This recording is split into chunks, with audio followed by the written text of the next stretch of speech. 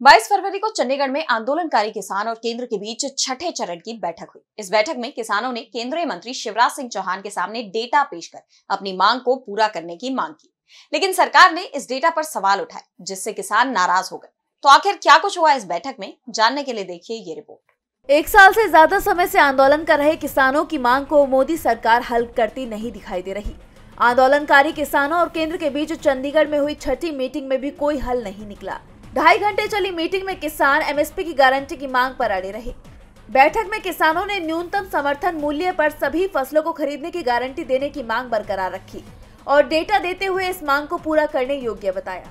लेकिन केंद्रीय मंत्रियों ने अपने और किसानों के डेटा मैच नहीं होने का हवाला देते हुए किसानों से इस डेटा का स्रोत बताने को कहा है, जिस पर किसानों ने 2 दिन में जवाब देने का वादा किया है।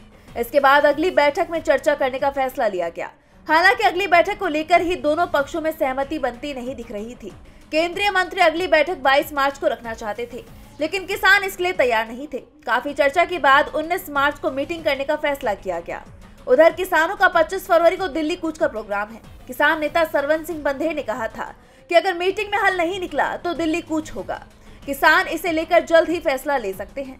बता दें कि बेनतीजा रही इस बैठक में सरकार की तरफ से केंद्रीय कृषि मंत्री शिवराज सिंह चौहान, खाद्य एवं आपूर्ति मंत्री प्रहलाद जोशी और वाणिज्य मंत्री पीयूष गोयल मौजूद थे। वहीं इस बैठक के बाद शिवराज सिंह चौहान ने कहा कि बैठक अच्छे माहौल में हुई। हमने मोदी सरकार की प्राथमिकताएं किसानों के सामने रखी, किसानों की बातें सुनी। किसानों के पास अपने आंकड़े हैं और केंद्र सरकार के पास अपना डेटा है। दोनों आंकड़ों को मिलाया जाएगा और अगले कुछ दिनों में केंद्रीय एजेंसियां किसानों से ये डेटा लेंगी और 19 मार्च को इस पर दोबारा चर्चा होगी। ऐसे में देखना होगा कि अगली बैठक में किसानों की मांगों पर सरकार क्या फैसला करती है। डीबी लाइव की रिपोर्ट।